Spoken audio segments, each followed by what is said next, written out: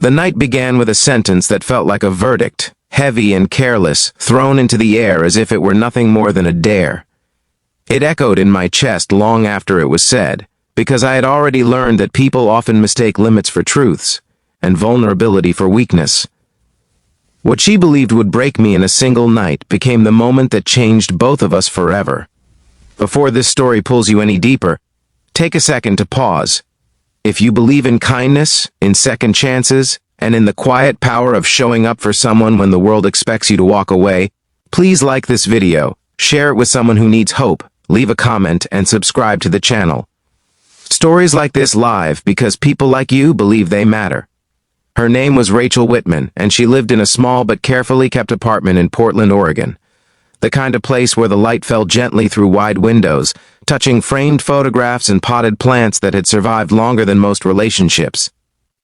Rachel had been in a wheelchair for 5 years after a car accident on a rain-soaked highway outside Eugene. The accident took her ability to walk, but it didn't take her sharp wit, her guarded smile, or the invisible walls she'd built to protect herself from disappointment. I met her through my friend Thomas Caldwell, who believed fiercely in pushing people toward connections they were afraid to make. I didn't know it at the time, but that introduction would pull me into the longest, most important night of my life. I had my own reasons for accepting what others would have laughed off.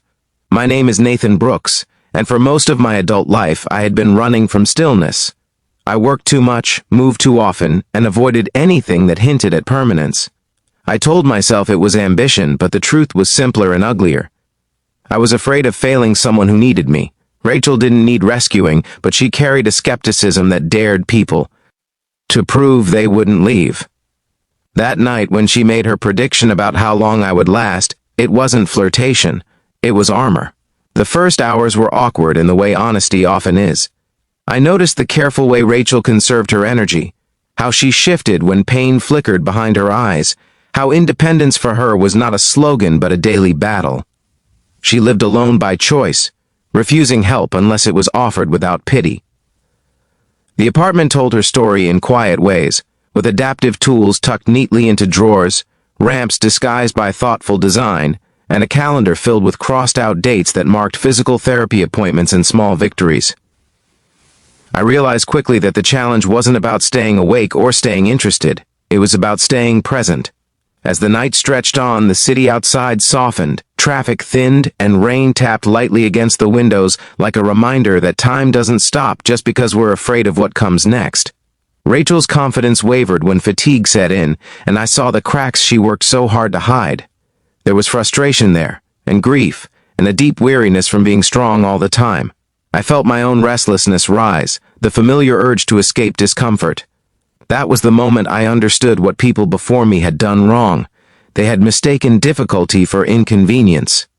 The real test came when Rachel needed help she hadn't planned on needing. There was no drama in it, no heroic gestures, just the reality of a body that sometimes refused to cooperate. I moved carefully, following her instructions, listening more than acting. Trust, I learned, isn't built by grand declarations but by respecting boundaries even when no one is watching. In that small space under soft lamplight, something shifted.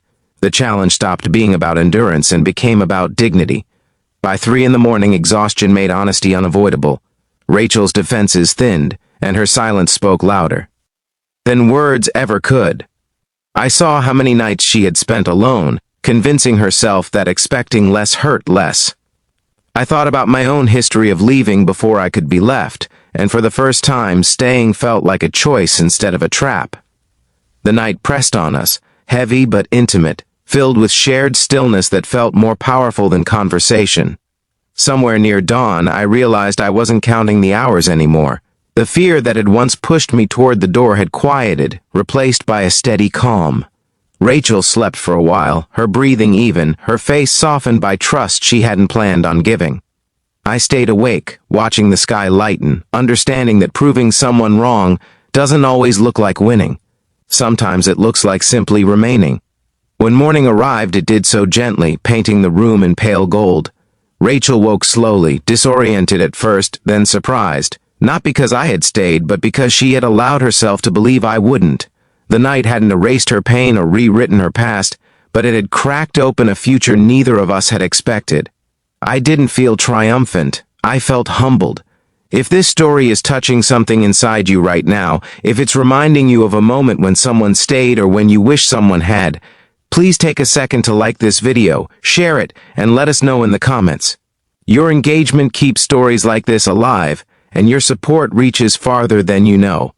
Before this story ends, I want to ask you something special. Please comment the words, "I believe in staying," if you've ever learned that real strength shows up quietly, without applause. I didn't prove her wrong by lasting the night. I proved her wrong by understanding that presence is not measured in hours but in intention. Rachel and I didn't fall into a fairy tale ending that morning. We started something slower, something real.